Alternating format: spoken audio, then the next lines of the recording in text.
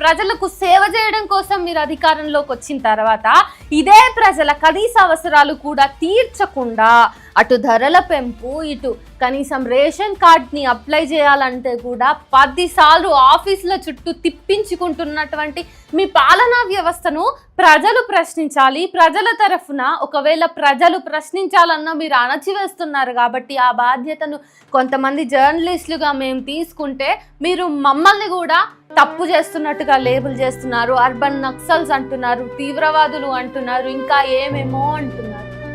చూసుకుందాం. అసలైన ఈ దేశం మీద అసలైన ప్రేమ ఎవరికి ఉందో తెలుసుకుందాం. ట్రోలర్స్లో మ్యాక్సిమం 95% నుంచి 99% వరకు ఆంధ్రాలో ఉన్నటువంటి కొంతమంది ఎవరైతే వ్యక్తి పూజకి అలవాటు పడ్డారో, లేకపోతే రాజకీయంగా వాళ్ళకి ఏదో కావాలనేటటువంటి ఉద్దేశంలో ఉన్నారో, లేదంటే ఐటీ సెల్లో వాళ్ళు ఈ ట్రోలింగ్నే ఉద్యోగంగా ఈ ట్రోలింగ్నే భత్యంగా మార్చుకొని ఉన్నారో వాళ్ళే చేస్తున్నారు. ఈ వీడియో అలాంటి వాళ్ళ కోసమే చెప్తున్నా. ఇక మిగతా ప్రజల విషయానికి వస్తే మీకు మేము ఈ వీడియో ద్వారా ఒక భరోసానిస్తున్నాం.